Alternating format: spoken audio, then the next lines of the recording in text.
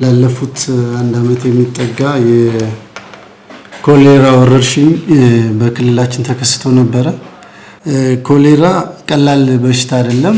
አጣዳፊ ተቅማጥና ትውከት በማምጣት ሰዎችን ሕክምና ወዲያውኑ ካላገኙ በፍጥነት ለህልፈተ ህይወት የሚዳርግ በሽታ እንደሆነ በደንብ ይታወቃል።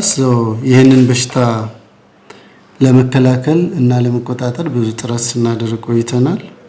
አንድ የኮሌራ ህመም እንደ ወረርሽኝ ስለሚቆጠር ሙሉ በሙሉ ዜሮ ሆኖ ቢያንስ ለተከታታይ ለ30 ቀን ዜሮ መሆን ስለነበረበት ኮሌራ ዜሮ ፕላን በሚል ስትራቴጂ ያወጥተን ሙሉ በሙሉ ዜሮ ማድረግ እና ይሄንን ዜሮ ማስጠበቅ እስከመጨረሻው በሚል የተለያዩ ስትራቴጂዎች የፈጣን ምላሽ ሰጪ ቡድኖችን በየቦታው በየቀኑ ክትትል በማድረግ ስራውን በመገምገም በተለይ ደግሞ በክልል ደረጃ በወረዳ ደረጃ የክስተት አስተዳደር ስርዓት በማቋቋም ሁሌ በሽታውን በመገምገም እያንዳንዱን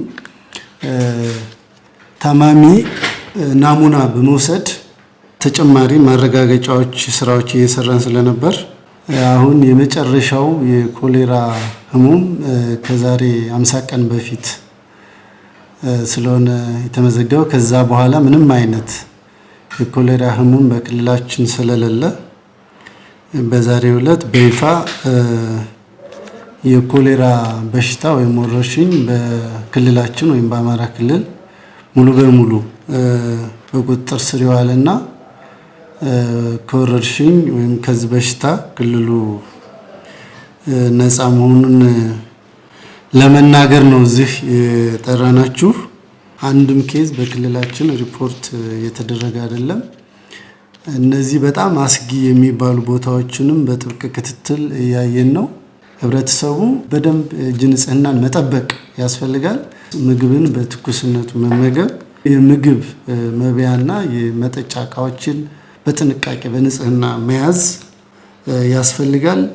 ጸበል ቦታዎችና ሌሎች ህዝብ ወደሚሰበሰብባቸው አካባቢዎች የሚመለሱ ሰዎች ሲመለሱ አስፈላጊውን ጥንቃቄ ማድረግ፣ ንጽህናቸውን መጠበቅ፣ ሁልጊዜ የአካባቢ ንጽህናን የቤተሰብን በደንብ ንጽህና መጠበቅ ያስፈልጋል። መጸዳጃ ቤት ውስጥ መጸዳዳት ያስፈልጋል። የህብረተሰብ ጤና ኢንስቲትዩቱ ልክ እንደወትሮ ሁልጊዜው በተለይም ደግሞ በክስተት አስተዳደር ስርዓት እና በቅድመ ማስጠንቀቂያ በበሽታዎች ቅኝትና ምላሽ በዝግጁነት ተጠናክሮ አሁንም ኮሌራ እና ሌሎች መሰል በሽታዎች ተከስተው ህብረተሰባችን ለህልፈተ ህይወትና ለህመም በመዳረግ ከስራው እንዳይተጓጎል የበኩሉን የተጣለበትን ኃላፊነት ለመወጣት ሁልጊዜም ጥረቱን ይቀጥላል።